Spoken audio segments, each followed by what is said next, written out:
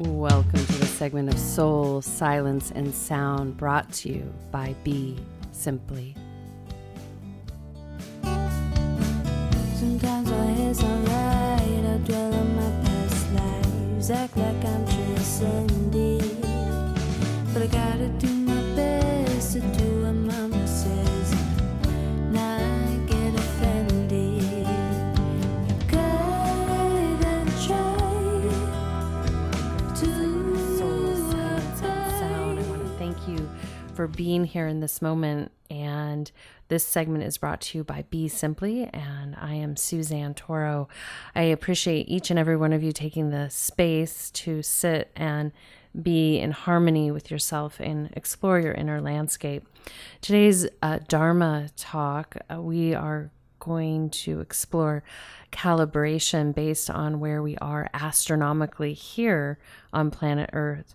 Now, as new information continues to arise, it will continue to shift some of the syntax and words that we use to describe, especially our spiritual practice.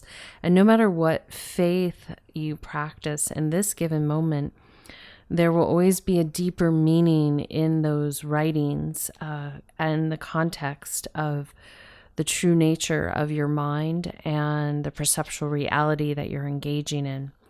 And so, I'll share oftentimes, with my students and my clients that there is important, like anything, to go through the process of one foot in front of the other versus trying to run ahead, because you'll have to ultimately go back and learn. And this is the interesting, when we have these two roads that are separating, you have this fast push for artificial intelligence against human consciousness. And it's fascinating to me to observe, because there's absolutely no need to push and force. It's a very young, egoic process that's happening that will lead to destruction, because this world system, the way it was co-created, doesn't operate at that speed, nor is there a need for it.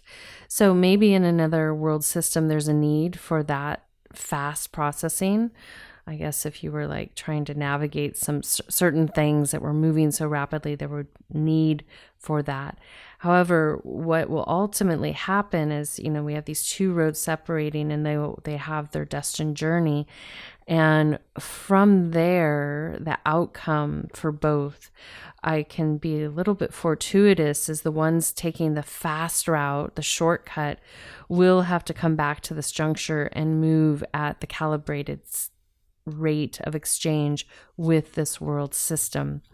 And so it doesn't mean that we won't have some tech here, but there's always cause and effect. And so understand that, one person may have awareness at a certain level based on their spiritual path. However, they can't dump it into a person's mind. That person has to discover it on their own. The same with tech. Even if you artificially interface something with your physical being, that doesn't mean that your eternal being, your soul, will pick it up and retain it, because it's kind of like cheating on a test.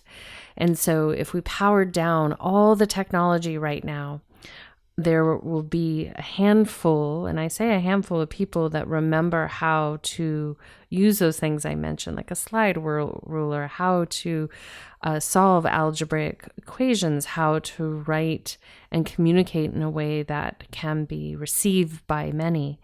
And then there will be the students that will have to relearn those, or they might have to cycle into nature and come back out again. So you can think about that right now as we go through this passage, because we still can run across the street to one another. And I think there will be quite a bit of that. But understand what brought us to this juncture is those metaphorical and literal 7 deadly sins that are written in some scriptures. So one of them being greed. So I've heard a lot of people saying, oh, we can not tell our clients that we can do these things fast because they won't know about AI and we don't have to do anything. It just does it for us. Again, that's cause and effect. I use this example. If you are shortcutting and then charging your client while you're not working, that's basically greed and theft. So think of it this way, that if you want to have, a long range plan here, you want to think about how you can be calibrated with your inner code of ethics and in harmony with the ecosystem that's around us. And it's so magical. It's so profound. Nature has so much to offer us, and it gives us all the resources we need. As soon as we start to create this demand on things that can't yield the return and think we'll just replace all the work with artificial means, and then what? Because really you need the human interchange in the dynamic ecospace that we have, and that's Mother Nature relies on humans to do this, to engage our imagination and exploration and wonderment. And that doesn't include a machine. And so maybe our consciousness will continue to evolve, and maybe some people are the school of thought that we're just in a simulation. And that would go back to some of the language. It's just different syntax, that this is all perceptual illusion. So when we look at a limited understanding of physics, is that we know that the observer is what gives context to what is. Yet when you bring an observer from the outside that is not in the same perception of reality that these people or some people are operating in, then things start to shift because it's being perceived differently. It's kind of like if you have someone that's a compulsive liar in the room, but maybe he or she has gotten away with that all their lives, and suddenly you bring a few observers in the room that see it, then the other people start waking up to the fact, literally waking up, wow, this person has been manipulating us.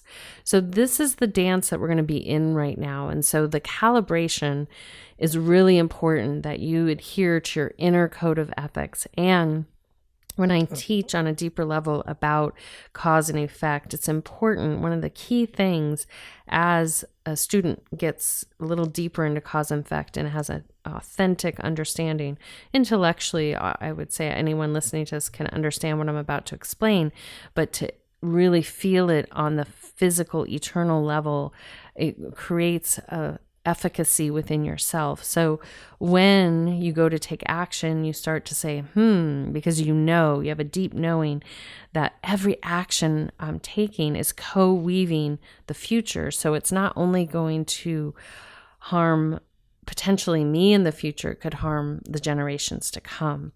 And I've been thinking about this a lot lately, because years ago when I was out at Hopi Nation on one of my visits out there, there's a clan that furthest point on one of the mesas that has no water, no electricity, and even their grandchildren were upset because they held certain crafts and abilities and languages that their grandparents refused to teach the young. And the reason was because they felt they would not hold it properly. Conversely, with my Tibetan roots, I have both Hopi and Tibetan roots. The Tibetan roots, they want to share it everywhere so that it'll keep flying. So I think both have value to them. However, when you share something everywhere, a teaching, it degrades because people aren't ready to understand it. And that's what we're seeing right now, as people pontificate things, they snatch them on the internet and they pretend that they have something to do with it. Yet eventually they'll figure it out. And I'm quite certain from an Eastern or Buddhist perspective, that would be why people are sharing it. From a Native American indigenous perspective, they know so deeply that what they hold will re-emerge in a very authentic way. And so we are at that separation right now, those roads. And that's why it's really important for you to calibrate to your inner code of ethics, and just to really think about, what am I saying in this moment? What am I acting or doing or thinking that not only can cause harm to myself, but to others? Because the boomerang effect is going to be rather rapid for people right now. Where before, as that example of maybe someone that's a charlatan is good at manipulating people, that is going to fling back to them most immediately, because the people that are choosing to be on an earthbound path are going to see things clearer and clearer and clearer and calibrate. And that's why, if you get a chance to be invited into some of the tribal communities, you'll see how things work. Everything's visible, meaning that it's felt, and people can't manipulate in certain ones, not in all. The way they do in the Western modernized, quote unquote, modernized world. So on a spiritual path from here forward, if you can start to practice two things, to ask yourself, it's a real quick thing, it should be fluid, like, these actions I'm going to take, how will they impact myself and others?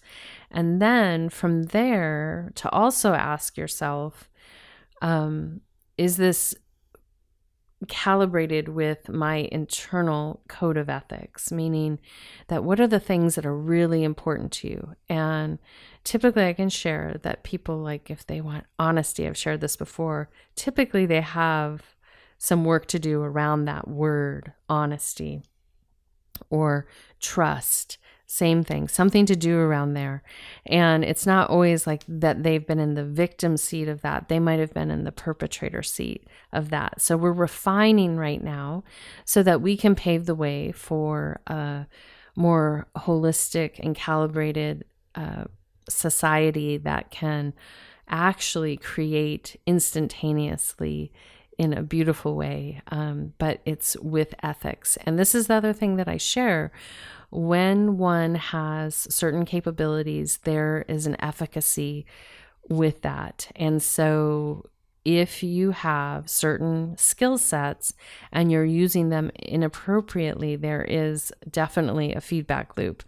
And sometimes that takes time to learn that, wow, I just can't, just because I can do this, doesn't mean you use it. It's kind of like a police officer with their guns. They don't just use it because they have it.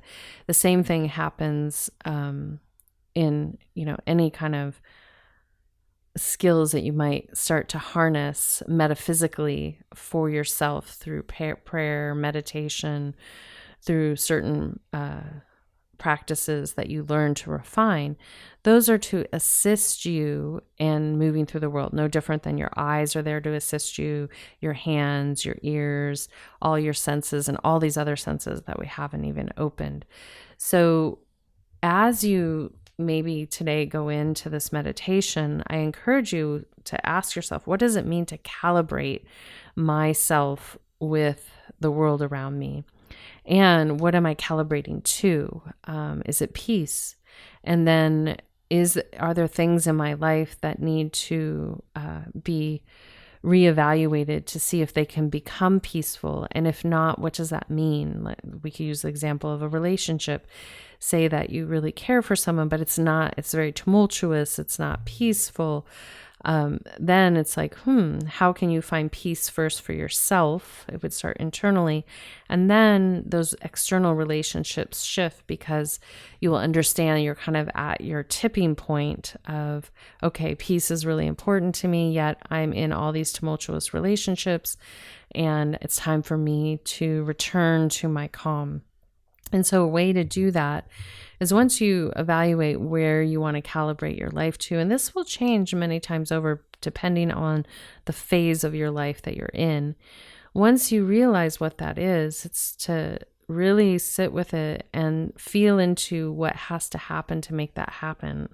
Meaning, like, do you need to remove things from your life? Do you need to add things to your life? Do you need to internally really get honest with yourself as to where you're not honoring this thing that you want to calibrate for yourself. So as you move into this meditation, just really welcome in where and how and what am I wanting to calibrate. When I ask people overarching how they want to feel, what's the energy they want to exchange with the world around them, by and large, the word happy doesn't come out first. It's usually calm, peace, grounded, strong. These are just energies that can actually help balance, a whole community.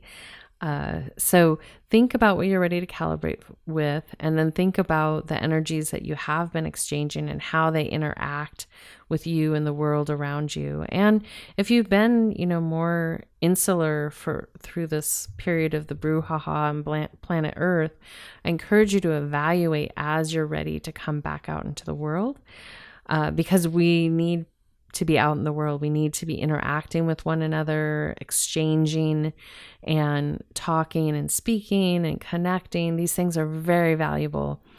The black box, sit and do nothing, it creates a lazy society. And,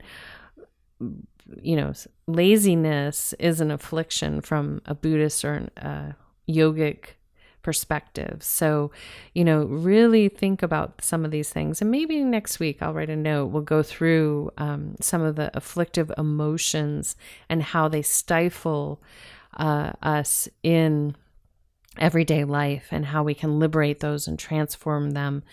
It's fine to take a rest, but there's also a point of, certain mind sound bites that are being fed to humanity at large to get people to buy into actually those 7 deadly sins or those afflictive emotions that will keep you dysregulated from your natural state of being. And so that natural state of being is truly just a calm, a peace. I've mentioned this many times before. In nature, it's peace. There's no problems. There's nothing to be upset about. Animals and plants definitely have emotions and a reaction just like us, cause and effect, yet they're in harmony with their ecosystem. We have forgotten as humans how to do this.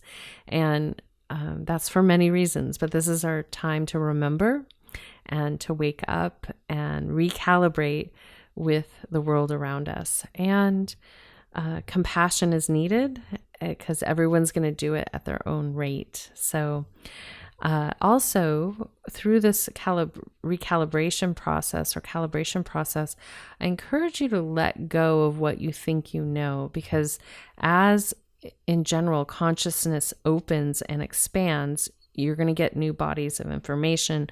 And it's humbling. It's like, whoa, and some of these things, these ahas can't be put into words. And I encourage you, whenever you have one of those moments, if it can't be articulated, keep it for yourself, because that's your little aha or big aha. And that's for you, because once it gets integrated and processed, and as you move into the world, it'll be felt in different levels. And if you really need to talk to someone, contact someone like myself or someone that has the capacity to guide you and hold it in a sacred container versus like sharing it everywhere or sharing it on social media.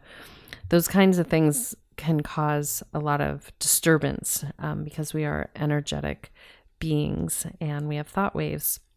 So as we lead in, I want you to ask yourself 3 questions. And the first one is, how do I want to calibrate my mind? And I would encourage everyone to have it remain empty, but you choose based on knowing your mind and where it's at. How and where do I need to calibrate my mind? And it might be working towards that clear mind. And then where and how do I need to calibrate my heart? And then lastly, where and how do I need to calibrate my physical body? And then the last one is to listen to your eternal being. Where are you authentically at right now? You might want to be like light years away from where you're at, but let your internal soul reflect where you're at and what is possible. So that way you're not running ahead. You're actually operating from the present moment. And then the soul will assist you because it'll open up and support you in that process. Also, it'll make the karma that might be locking you into certain things release so that you can move more fluidly into the next. So with that being said, I welcome you to come up into an upright seated position. Optimally, this is the place you want to be when you're meditating in a silent meditation. And so you lift your spine up. You can do a half lotus, full lotus, crisscross applesauce. And if you need a little bit of back support, because some things going on in the physical body, lean up against the back of a sofa or a chair or a wall. Otherwise, come off the wall and then rise up and then drop your shoulders down, relaxing the physical body. And then from there, I welcome you to find a focal point, especially if you have a busy mind. Open eye meditation will serve you well, and or recovering from trauma. And then I want you to take a nice deep breath in and exhale out.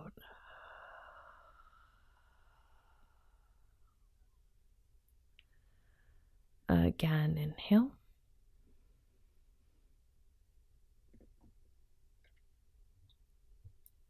And exhale.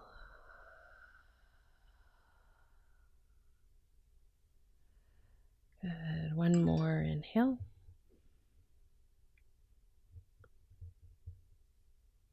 And exhale.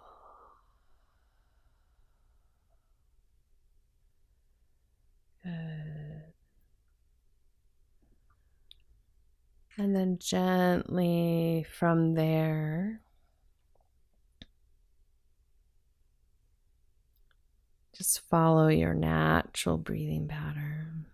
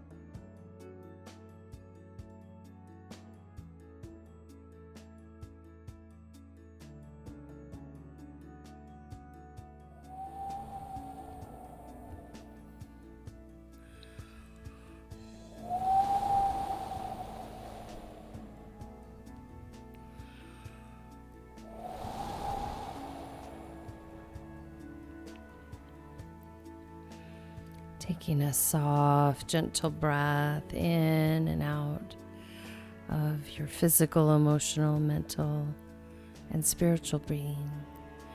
And then gently, without staying where your presence is, just recline into Shavasana, corpse pose, aka prone position on your back. Alternatively, you can curl up into the fetal position on the right or left side. And then gently from there, reconnect to your natural breathing pattern. Allow that to be your focal point as you lead into and receive these sound transmissions.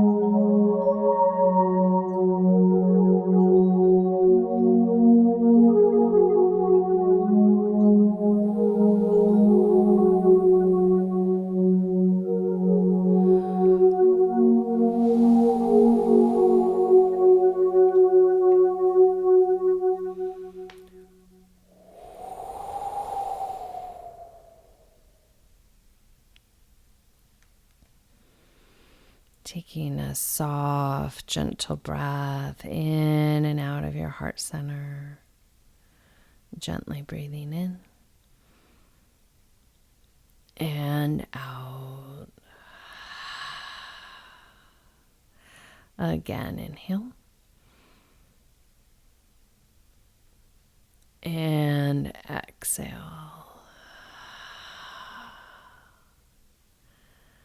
Good. One more inhale. And exhale.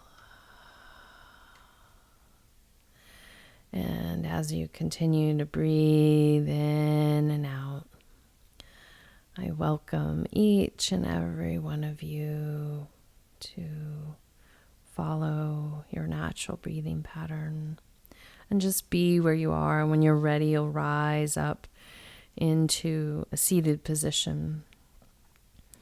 And maybe if you can, take a little bit more space for yourself just to maybe write down what it means to calibrate with yourself, with the outside ecosystem, meaning a Mother Earth, Gaia, however you want to refer to your environment, and the cosmos.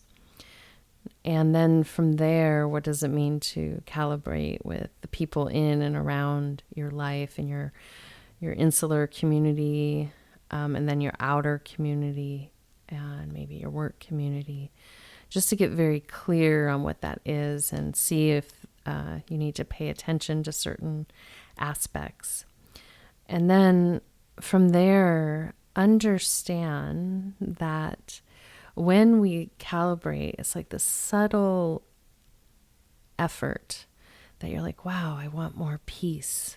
So then in every moment in relationship, even a cause and effect, you're understanding that peace is important to me. So therefore, I'm going to make efforts to generate peace within myself and with those I encounter.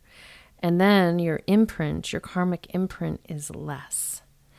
When we get away from those 7 deadly sins and get away from striving for those things in that respect, this grasping respect, then again, the imprint's different. And so many beautiful things can happen when you have this clear understanding of what you want to generate. And if it's simply calm, then everything you do work from the inside out to generate that calm.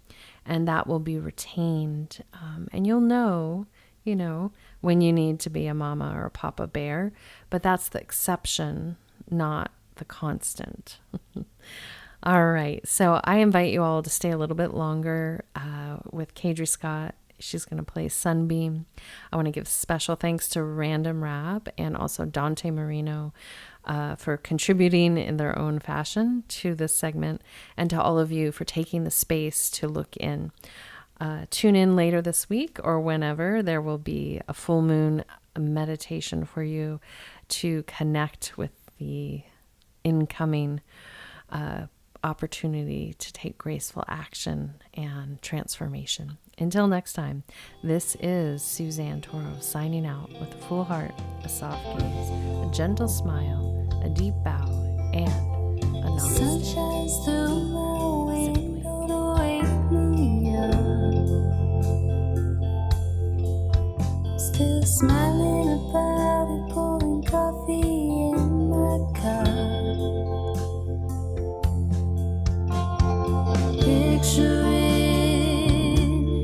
your warm smile, and no storm could hide.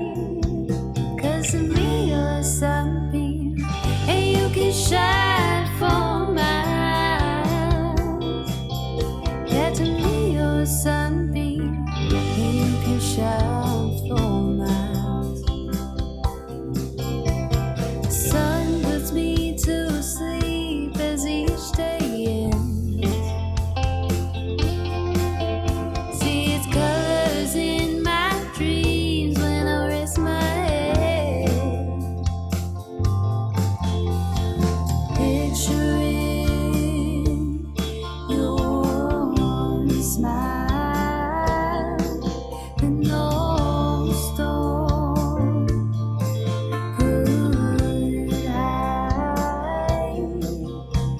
to me you're a sunbeam, and you can shine for miles. Yeah, to me you're a sunbeam, and you can shine for miles.